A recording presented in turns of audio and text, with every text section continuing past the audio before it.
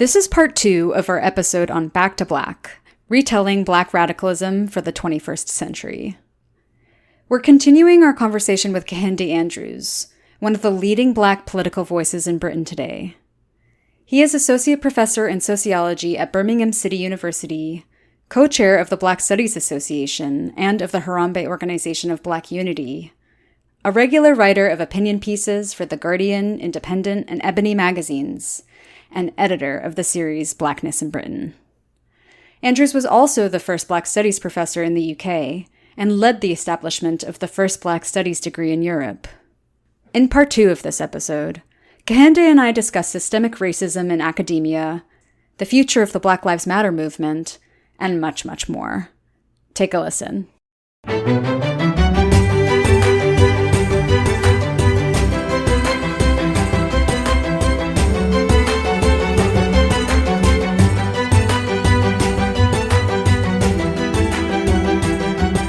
The real difference in America and Britain is Britain offshored its colonial violence to the Caribbean. And if you look at the Caribbean, it's worse. Actually, the police are far more violent and kill far more people in places like Jamaica. Like, it's terrible. The police are it's a whole different level. So if you look at Jamaica, where the slavery happened in the British Empire, it's actually a lot more similar than we would think. But America was a settler colony. So it had to have dealt with Black people within the nation state. I mean, Black people outdate most European migration into the United States. So they've always been dealt with. The violence has been the violence against African Americans is very much a part of the US nation state formation. That's why the police carry guns, right? That's why it's more violent more generally compared to Britain.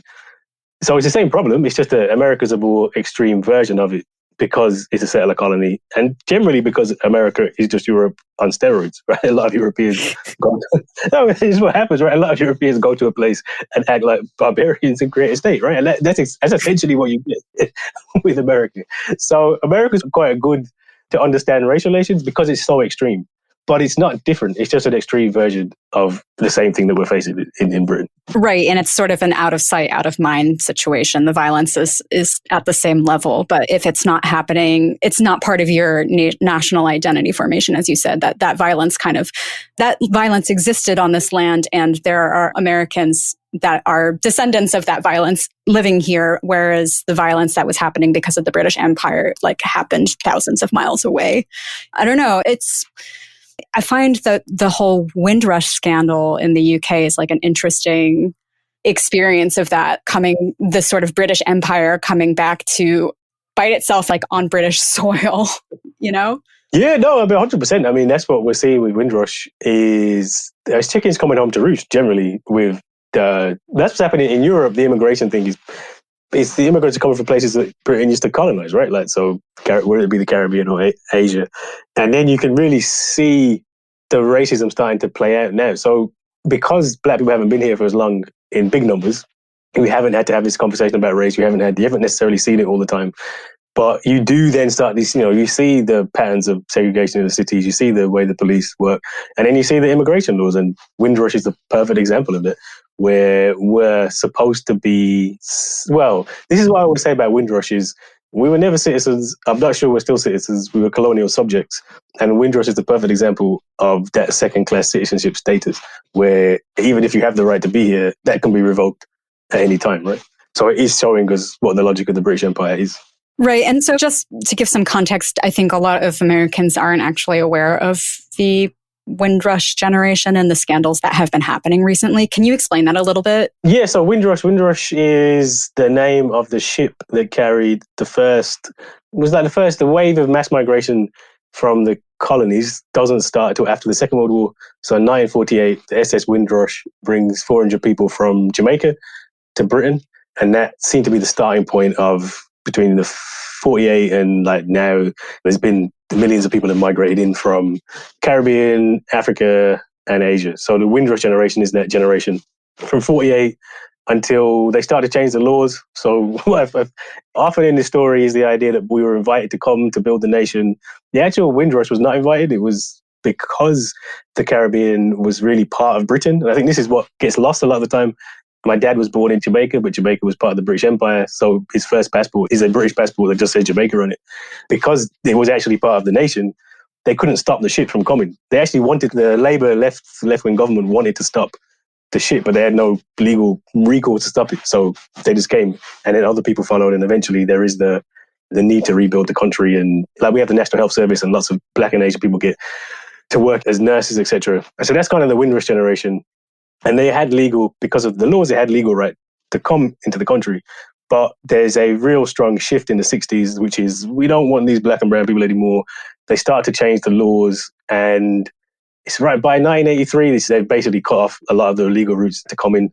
But there's a group of people who got caught up in a time where they migrated into the UK legally as children, but didn't have the paperwork. Remember, this is a time when you could come on a parent's passport, you come on a relative's passport. So a lot of people never had any paperwork to prove they should be here, but they've been here for 50 years.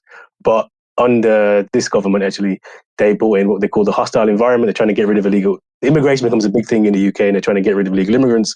You have to have documents, and if you don't have documents, you can be deported and you lose your jobs, etc. So a whole swathe of people don't have the right documentation to prove they're allowed to be here, and have lost their jobs, lost their benefits, been deported. And it was a really big scandal. Just I'm not sure the year, but like just very recently, it became a massive scandal, which hasn't actually been resolved, because the government's supposed to be paying compensation, but hasn't paid any. I think it's paid like £500 compensation, something ridiculous like that. So it's still an ongoing scandal at the minute. Yeah, I mean, it's so despicable, but I'm not surprised it hasn't been sorted, because it's basically the same. I think it started with Theresa May, but it's obviously the same. It's still the Tories. This got worse. Theresa May's government was terrible, but this one, Boris Johnson, Priti Patel, second.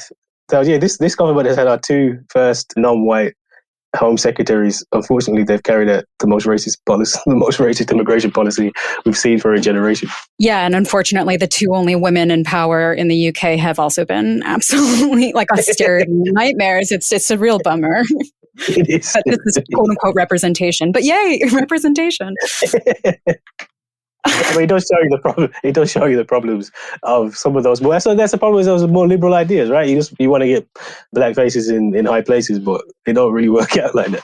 That's why it's about. This is why I always say systems. It's not about diversity. Was always a mistake. I mean, not a mistake, but a mistake to see diversity as a solution. Obviously, you want to have diversity, but there've always been Black and brown people who've been reactionary and quite happy to support racist regimes. And that's how colonialism worked. So it's not really a surprise to see it happening today. No, obviously people, if they're in positions of power, they're going to unwittingly reproduce the same racist and misogynist structures that they're victims to. But I don't know, going back to this idea of the BLM movement being quite liberal, being quite American-centric, you actually started the first Black Studies program in Europe. And I'm wondering if you looked to the US or other places where Black Studies programs already existed, but also, like, what is your definition of Black Studies in light of how US-centric that idea has been? Did you use other frameworks to create a new kind of identity formation, or what were some of the considerations that you had? Yeah, so Black Studies, yeah, we were definitely inspired by the US. Obviously, like, Black Studies has a 50-year history in the US. We often quote Nathan Hare's piece on Black Studies, A Battle for Black Studies from 1972. That movement's really important and actually mirrors a lot of what's happening in the UK. So because the demographics are very different, we now have a critical mass of Black and brown students in the universities who are looking around going, what, we got into the uni, you let us in, but what are you teaching us, right? Which is essentially what happened in the Black Studies movement in the 60s, where access happened and people were like, this is terrible. And so we definitely inspired by a lot of that.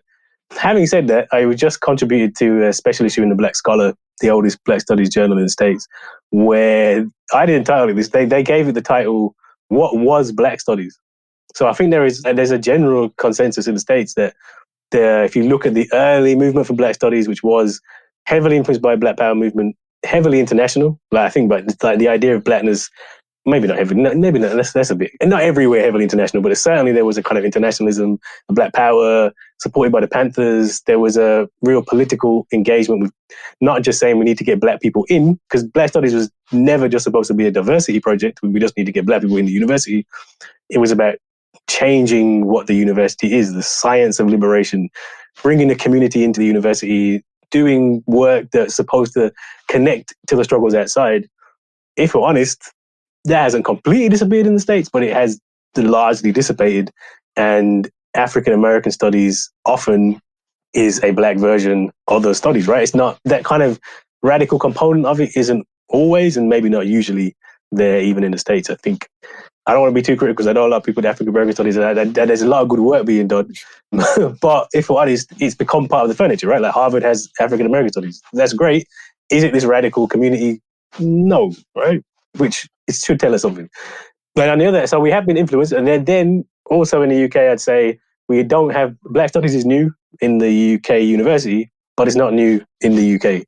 And there has been, my first book was about the Black supplementary school movement, which is we often call Saturday schools, which are community organized because the racism in the mainstream schools was so bad, kids weren't getting any education. The Black Power movement that my parents were part of was largely about things like Saturday schools, the bookshop movement, importing in different books and knowledge, getting speakers from around the world, people like Amilcar Cabral, people from the States, people from the Caribbean would come through. So there is a rich tradition of this political Black studies off campus. And I guess that has been the real bedrock of what we've done in the university, where we've just essentially taken that knowledge and said, let's put that into the university. And that's heavily influenced by the state stuff, but also Caribbean, Africa, just broadly across Africa and the diaspora. Right. And so I guess I'm just wondering, like, how do these programs not become part of the furniture, as you just said? Because obviously places like Harvard or Oxbridge are the pinnacle of American and British imperialism. They're the bedrocks, the sort of institutions where a lot of these ideas come to fruition. I mean, I guess it's the same question as how does radicalism exist within any of these oppressive structures? But how do you ensure, or what are your considerations for ensuring that Black studies programs don't just become part of the furniture? Yeah, it's my biggest fear, to be honest. I think there is definitely a route where, because even the way that we got Black studies, like, if I'm honest, it was mostly about neoliberalism. So in the UK, until, in the last 20 years, it used to be free to go to university. The state paid for everything. And then they gradually started to bring in more fees. By the time I went, it was the equivalent of probably $2,000 a year. Then it went up and then it went up. And now it's £9,000. So what's that, like $15,000, something like that, a year for people to go to university. But it's not a coincidence that we got Black studies the same year that students started paying full fees. Because prior to that, there was a cap on student numbers because the government was paying. They weren't paying for Black studies, right? That was never going to happen. When now the students pay their whole fee, basically, that's allowed the university to say, well, yeah, you can do a Black studies course. Why not? It's more students for us. So it's not like we got it because the uni changed or decided this was a great, wonderful, critical idea. They did it because they wanted money. Simple as that. And so the logic would be, you have a course, it's popular, we can just run out the same course. And there's a huge problem in the sense that we're all trained in whiteness. Like my PhD trained me to do white research. That's what it did, right? So where do you get, the biggest problem we actually had at the University of Black Studies is where do you find staff who can teach Black studies? Because it's not the diversity project. It's not just any Black person can come in and say, oh, we're going to teach Black studies. There is a different method of doing it. It's about the methods connected, the community connection, that kind of political connection. That's not impossible, but almost impossible to maintain while trying to navigate through these white institutions. So unfortunately, the likelihood is that you end up with the kind of neoliberal Black studies, which is disconnects the radical stuff, disconnects the community, and becomes part of the furniture in the way that a lot of African American studies has. So I think, I'm trying to think, what do we do? So we haven't thought about that. I think one of the things that why I quite push, and sometimes when I can be quite dogmatic about it, Black studies has to have the community component. So it can't just be defined as anything to do with Africa and African diaspora. That it can't just be that. It has to be saying we're doing a different methodology, we're connecting community, it's about doing different kinds of research, about being engaged in community, and saying if it doesn't have that, it's not Black studies. And then trying to teach that as a methodology and a way of doing things differently so that you have people who can work in the university and pick that up. That's, I guess, the limits of what you can do. But there is a bigger question of, if we want to have this radical Black studies, is the university the place for it? Honestly, it's an experiment, and the challenges that I have on a day-to-day basis at work are probably suggested that it might be better off outside the university than inside. Yeah, it makes a lot of sense when you put it this way, but I didn't even make that connection of the emergence of Black studies programs happening in the UK at the same time that the fees rose for everybody, because obviously so many social justice quote unquote social justice issues are in vogue and the neoliberal institutions are able to capitalize on and profit off of something that elicits a real social need. And it's really depressing. But it is, but I don't know. I do wonder, because I've said before, I don't know. I think I might have failed if I'm still an academic in 5 years. I think maybe not that there's no value in it, just that if you want to do radical, revolutionary work, I don't know if you can do. I don't think you can do it in the university. If Malcolm X was alive now, he could definitely get a job at the university. But I think if he did, he wouldn't no longer be Malcolm X, right? Like Malcolm's Malcolm because he's in the struggle. He's not an academic. Like there's a reason why Malcolm's Malcolm, and the same for the Panthers, the same for Claudia Jones, the same for. Actually, I think what we're actually doing now is we're institutionalizing the next Claudia Jones, and I don't think that's a good thing. Yeah, I mean, I take your point. I'm not sure either. We all have personal stakes in it existing, but I also am really unclear of whether these real radicalism can take place in a university setting. Yeah, I don't know if Malcolm X would be part of an institution. I don't know, but if he was, it wouldn't be a good thing. I think that's definitely true. That if he actually was, and this is what actually if a lot of the kind of canon of the course that we teach, it's not really academics. I mean, we teach academics more to criticize them rather than anything else.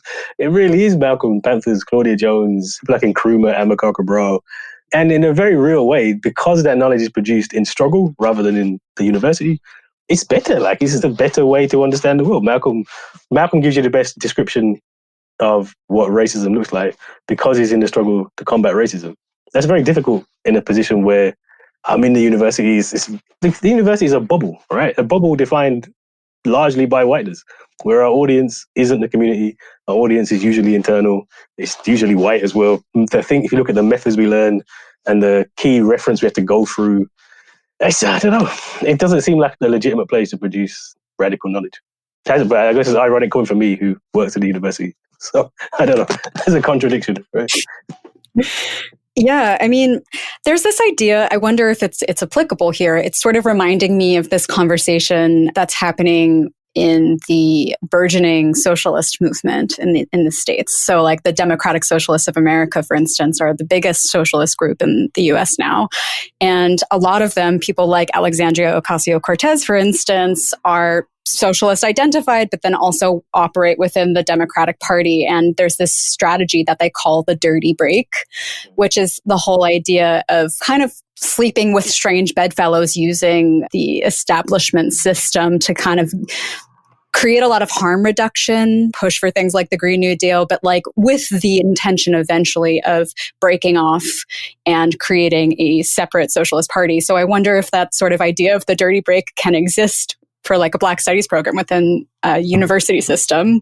I don't know. Just sort of reminded me of that a bit. Yeah, I think in theory, I mean, what I always say to everybody is that we're colonizing the university. We're not trying to decolonize the university. And the university is what it is. And nothing that I'm going to do or we're going to do is going to change the university. It's a terrible institution.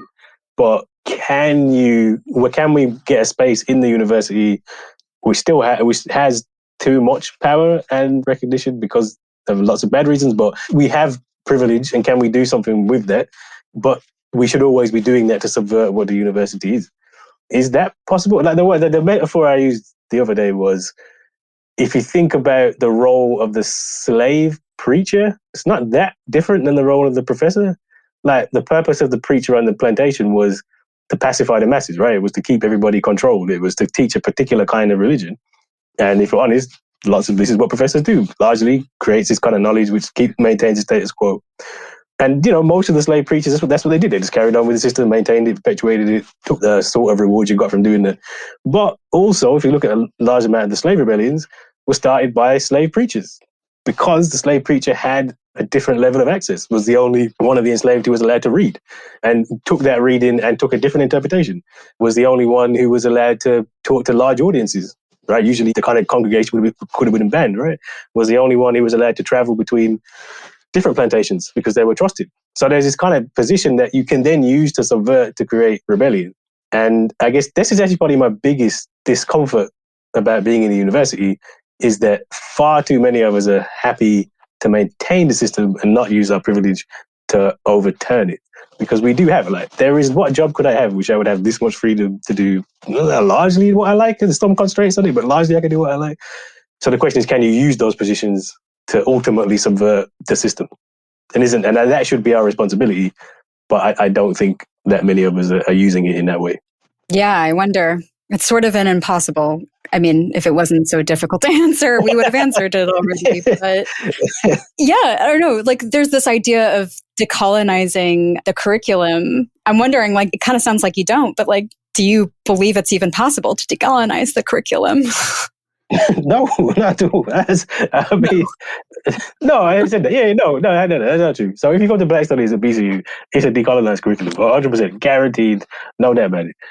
Does that decolonize the whole university curriculum? Not at all. In fact, I think most people don't.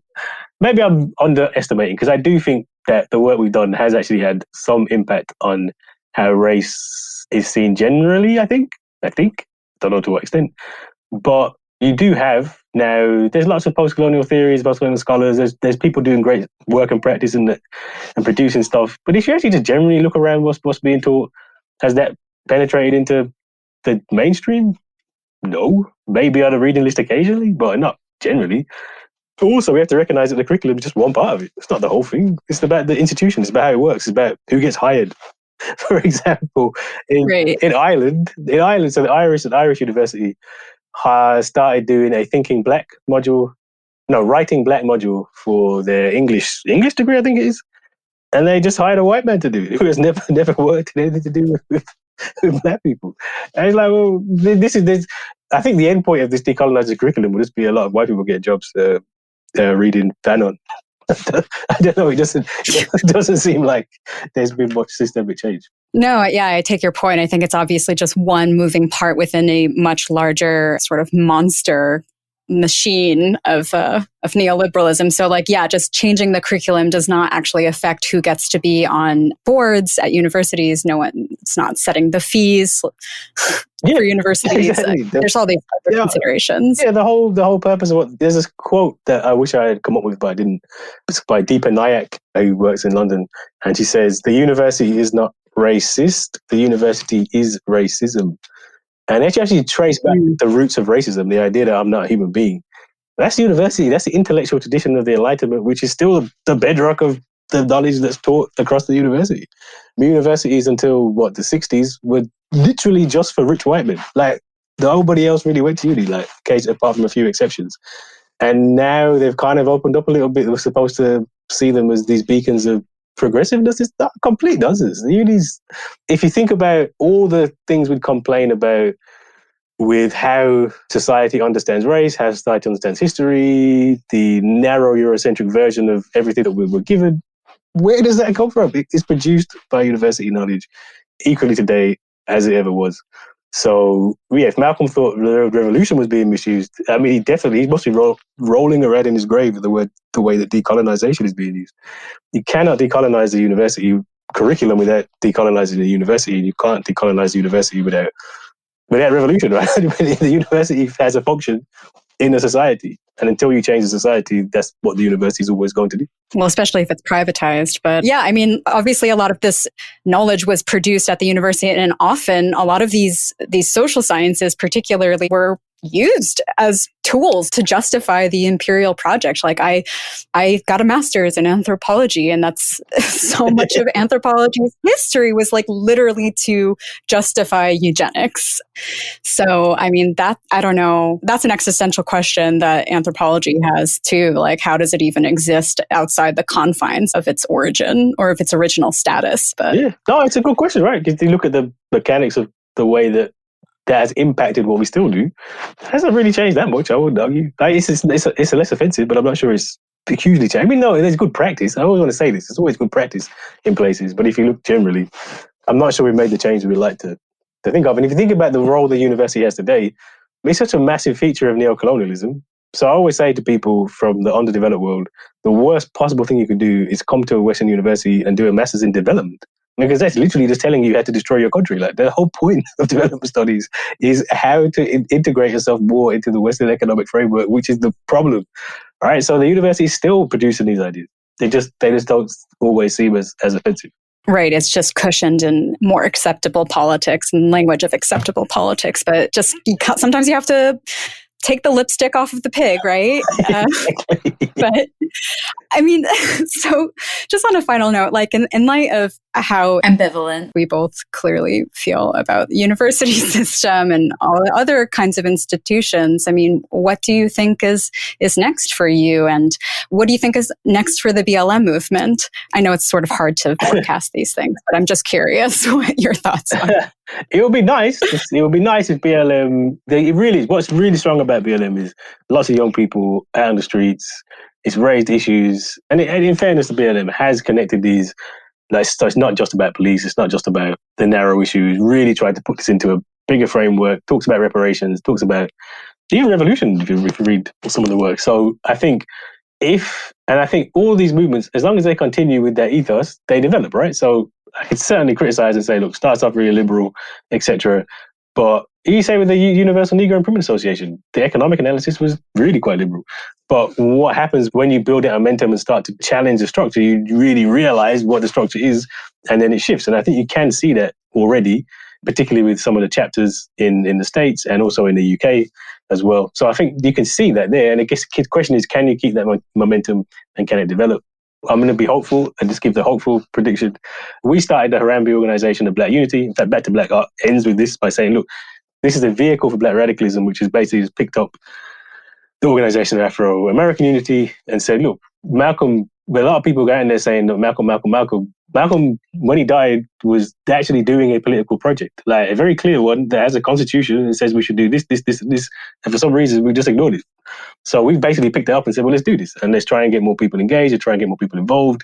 If I'm 100% honest, if that's successful enough, I would not be an academic. I'll be full-time organization, because I think that really is the way forward. And in doing that, we've also started Make It Plain, which is the kind of blog site that you can read different stuff and alternative stuff, because we have to start having a completely different imagination, which isn't about how much success can we get in this system.